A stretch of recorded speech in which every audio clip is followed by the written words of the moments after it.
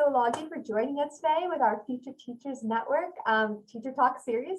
I have a few questions here today, and I'm so excited to get to learn a little bit more about what you do and what your experience is. Thanks so much for taking the time to meet here with us and our students. I'm so excited to be here. Thank you for this opportunity. Yay, perfect. So I'd love to know a little bit, could you introduce yourself and let us know a little bit about what you do currently? Yes, my name is Angelica Torralba-Olague, and I am a high school teacher. My license is in ESL, which is English as a Second Language, and Social Studies. So I have taught a lot of different classes. I have co-taught math, co-taught science, writing classes for newcomers, academic language development for our ELs. And I've also been an AVID teacher. And so I specifically taught 9th grade. And for those who don't know what AVID is, it's a research best practice program to prepare students for the rigor of college and to prepare them for a career. So currently, new as of this year, I am teaching and coordinating an education pathway program. And what that is it prepares 10th graders, 11th and 12th graders to become educators. And that is through our community college, but I am at the high school, and it offers dual credit, so college credit and high school credit. And they have school-based internships, they have mentoring, they go on experiential learning field trips, and we do offer scholarships for those who are going into a teacher education program. But outside of my high school teaching role, I am also a part-time faculty at a local community college here in Minnesota, and I teach in the education department. Wow, what a great wealth of different experiences. It sounds like they all focus though on the benefit of students. So wonderful you provide so many opportunities for us students. I so appreciate that. Would you mind telling us a little bit more about your educational journey after college? How did you decide to end up in the school district you're at? I'd love to hear more. Yeah, for sure. So I immigrated here to the United States when I was about 6 years old, and I grew up here in Southside Minneapolis. So this is where I grew up, and I decided to come back here, because this is my stomping grounds, and I want to make an impact with students like myself who are immigrant, multilingual, students of color. But you know what? Growing up, I never wanted to be a teacher. I was like, nope, not for me. I actually wanted to be a journalist or a TV anchor. But I found out when I went to college that there really wasn't space for me as a person of color who, looks like me. To really make it out as a TV anchor, even though I was a teen anchor for a local TV show. It was called The Whatever Show. Oh, that's so fun. Yeah, Care 11 here locally, and that's why I wanted to be a journalist in the first place. But what changed the trajectory of my career path was I was a TRIO student. TRIO is a federally funded program started in the 60s, and it is a college and career access program. So I started in 9th grade, and I, we went to college visits, and they really helped me to learn how to, apply for different colleges, increased my confidence in applying to so many scholarships. And I did. I got a lot of scholarships. Wow. I applied to all 17 schools, and I decided to go to St. Olaf College. And there was a TRIO program, which is the one I participated in. And they told me, hey, Angelica, come back and make a difference at back in Minneapolis. So I started tutoring and mentoring middle school students at it was called a hoops and homework program for Mhm. 6th to 8th graders. And so I really enjoyed that. I worked at North High School, doing tutoring there. I eventually did their summer program where I was an assistant teacher. I was also a Page Scholar, and that scholarship is from Supreme Court Justice and former NFL player Alan Page. So Wow. he has a scholarship out there for educator or students of color. Mhm. And part of his scholarship is to give back to the community. Mhm. And so for 50 hours. So I did that through the TRIO program. And just through my journey of going back to Minneapolis Public Schools, impacting students in the TRIO program, a program that was very near and dear to me, and the reason why I pretty much went to St. Olaf for free. Mhm. And being a Page Scholar just really meant a lot to me. And so I decided, hey, you know what, I'm going to go into education. Mhm. um, I mean, it kind of went into, maybe I should go into public policy, Mhm. but I feel like I'm doing everything. Culminated into this position where I do a lot of political advocacy on the state level. That was the reason why we got the education pathway program. Students walked out in 2019 and said we need more teachers of color, curriculum that speaks to them. Mhm. And in 2020, BIPOC students and teachers came together and advocated on the state level to get Wow. funding for Increased Teachers of Color Act. Yeah. And it was so public. I mean, we were on Care 11, we were on Fox 9. Wow. That our school district said we have to fund this program at Mhm. South High School. So that's how it started. And I continue that, public policy or advocacy work through ethnic studies. I'm on the ethnic studies coalition through our state to try to get it as a high school graduation requirement, or at least include it in our social studies standards. I'm helping to create a ethnic studies teaching license uh, for our state. Right now, it's not out yet, but we are in the process. And so with my teaching opportunity here back in Minneapolis and doing that state advocacy work, I just feel like, yeah, I am at a spot right now where I'm doing everything that I was prepared to do and I'm passionate about. And so, that is my journey to where I'm at today. That's incredible. Oh my goodness. I just love how it all lines up so perfectly. It seems like you could have planned it better if you could. But like Yeah. everything just comes back full circle and contributes. I think that speaks volumes. That's wonderful. I love to hear all the different ways you're impacting your community and the world at large. That's amazing. Yeah. So kind of dialing back to your childhood and stuff, I'd love to hear your experience as an English language learner and how that kind of impacts your perspective on education today. I'm sure it plays a large role in what you do.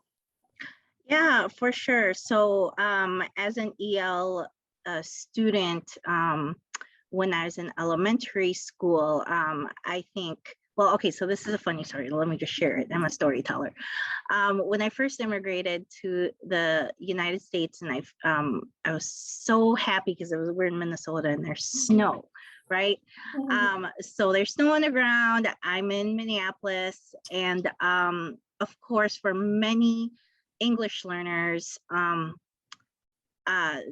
we don't feel comfortable, or I didn't feel comfortable enough to speak.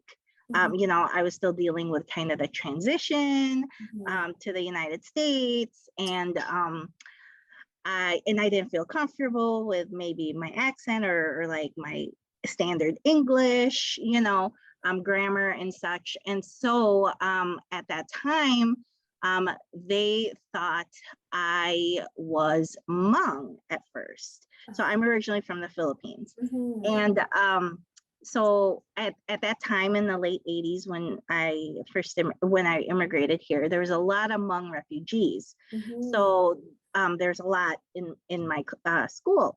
And so I ended up being in a class with a lot of other Hmong students. And of course, I didn't understand them. Yeah. And so they thought, oh man, she doesn't understand Hmong, so maybe she's deaf. And Oh, so I actually I remember this clearly. I went to the nurse's office and they did like the tests on me and stuff like that.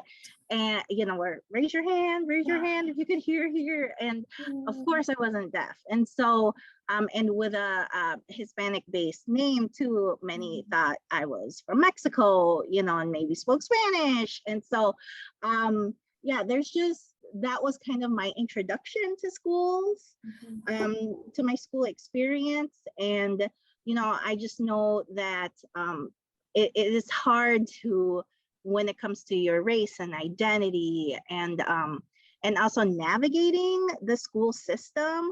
Like even with my mom, one of the languages in the Philippines is English, but my mom just didn't feel comfortable going to parent teacher conferences, and I still had to go.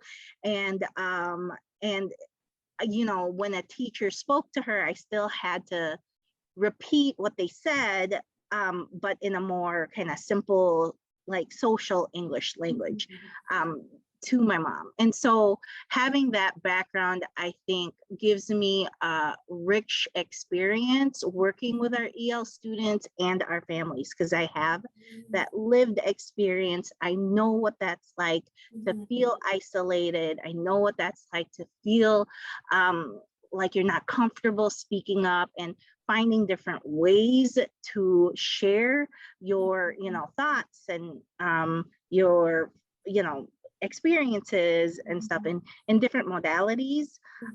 And I love also working with parents and families as well, because, they have anxiety, and or they just don't feel like they belong in schools. And so that's one of my favorite parts as well, working with our EL families. Yeah, that's so wonderful. Yeah, it's I'm sure it was just such a difficult process growing up, but what a gift now that you can give back to your students in a way, and give them that sense of empathy that I'm sure is hard to find, that sense of connection with a lot of people. So that's it all comes together, I believe. So yeah, I love that. Let's move on to the next one. So let's see. What would you say is the most challenging part about your job and being a teacher in general? So I think the biggest challenge right now is the last couple years in education. And I think many teachers would say this, right? Like just the collective trauma from being in a pandemic, and just spending a whole year in distance learning and not being able to see your students. But specifically here in Minneapolis, the collective trauma from the death of George Floyd. We are only like a few blocks away from the uprising. And so having to kind of navigate talking to students about like their community essentially burning down, and there's a lot of mental health support that is really needed right now. So I would say that is the most challenging, is trying to find the support that students need socially, emotionally, based on trauma. And, as a teacher, a trained, a licensed teacher, I'm not trained on trauma-informed care. And I think that phrase is really brand new to a lot of us too, even in the social work area. And so I think that is the most challenging. And I would say if you are looking to become a teacher or be in the education field, to really go into, training or professional development in this area, because you're going to be stepping into classrooms where students are dealing with generational trauma, with our American Indian families, our Black families, but even our, immigrants from transitioning from one country to another. So if you have that language to speak about trauma-informed care, if you know the strategies and skills that will help you so much more to deal with the challenges of the trauma that you will face as a teacher, and working with so many kids in the classroom. Yeah, that's definitely a huge obstacle facing our generation of teachers, is figuring out how to navigate this this emerging awareness of the trauma that's impacting our students. Yeah, I believe, that students can't fully learn if they don't feel comfortable and safe. So that's such important work to really work on ourselves as educators to really make sure we're providing the best learning opportunity and safe space for our students. Yeah. Sure. So I guess on the flip side then, could you tell us maybe some of the best parts about teaching and the work that you do? What would you say is rewarding? For sure. Mhm. Well, as I said before, like giving back to the community in which I grew up in, Mhm. being able to work with multilingual immigrant students has been one of the best things for me. Mhm. But I would say like on the day-to-day, like seeing students' growth, is super rewarding. Also, like being able to raise consciousness and awareness Mhm. with students about like the truth in history, that hasn't been taught, right? Like even as a faculty member working with adults, and they get angry, like, Miss Olague, how come we didn't learn this in K-12, and so Mhm. that's super rewarding every single day, being able to like share some of the knowledge that hasn't been taught, as somebody who is a strong advocate of ethnic studies. And so I always have that lens and that perspective in anything that I teach. Mhm. So that's super rewarding. Also, like working in the high schools, being able to like work with our seniors and having a student Mhm. come up to me and saying, Miss Olague, I got accepted into my top college. Like Yeah. that has felt so good, or a student the other day told me right after they found out, came to my classroom and said, Miss Olague, I got the $16,000 scholarship for Oh, college. And that just felt so good, because part yeah. of my class, I like helped them write their scholarship essay or their college application Mhm. essay. I encourage them to go for their dream college, because the worst thing they could say is no, and they get surprised when they say yes. And so that definitely has been some of my rewarding things about being an educator.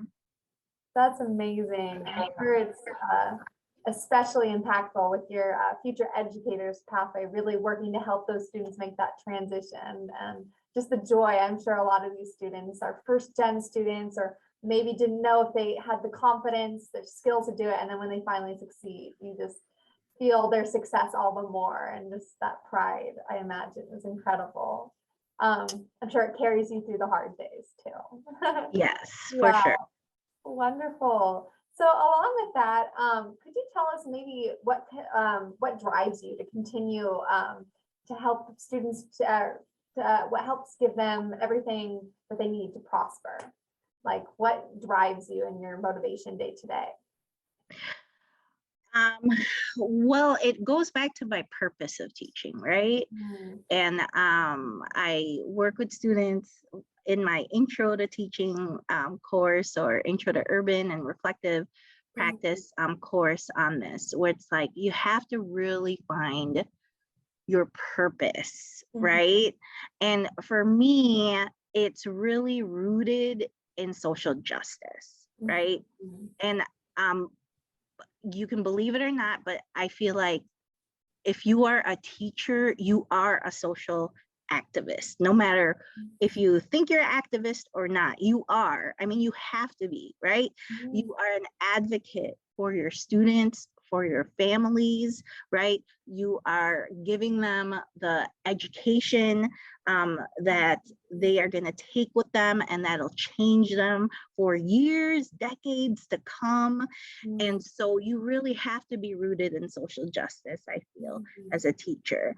And you have to go through that journey, through that hard work to really find out who you are. And I feel like I did a lot of that work in college, but every single year that I'm teaching, every single day that I'm in education and working with students, I constantly am learning more about myself through learning through my students. And so that is what gives me the power to continue helping my students, is knowing that it doesn't stop with just one school year. It doesn't stop with just me. You know, I know that I'm educating students who will make an impact with so many others. So yes, I may have only 100 kids every single year, but after, you know, I've been in education for about 14 years, like I must have made an impact with over, you know, 100,000. Sorry, I didn't do the math, but you know, or it's that many. ripple effect. Yeah, Exactly. And so, yeah, being a teacher has so much power and so much privilege. So how are you going to use that power and privilege, you know? And yeah, and use it in social justice and, you know, making a big difference in this world. Yep. That's wonderful. Yeah, the impact of a teacher is just incredible. It's incredible to think about. Yeah. So I guess that brings us to the last question here. What advice would you give to someone who's pursuing a career in the education field? What should they expect? Yeah. Well, I would say kind of like the day-to-day, what can you do? I would suggest students to volunteer now. Go out to the elementary, middle schools, high schools, and really take time to get to know if teaching is right for you, you know, and to kind of determine which age group you would like, you know, and really look at their multiple personalities. You know, you're going to have so many of them in the classroom, and learning how to multitask. So those are kind of like my technical suggestions or recommendations for someone pursuing a career in the educational field. But I would say the bigger picture is keeping that hope in education, right? Like, I feel like a lot of students that I have right now are either telling me two things. One is, Miss Olague, I've always wanted to be in education because I had a so-and-so teacher, right, that really made an impact on me. But I would say the second group of students I have that is more likely the students that I have is, Miss Olague, I want to be an educator because I didn't have a good experience. I never had a teacher of color, you know, that could understand my lived experience as a low income, immigrant, multilingual person of color, right? Like, or they told me, you are the first person of color. Like, yeah, you may not be Somali, you may not be Black, but you understand me, Miss Olague, right? Yeah. So like, I just tell my students in my classes, you know, take all those negative energy, all that pain that you've had in your high school or in your K-12 education, and turn that pain to power, right? And turn that pain to hope.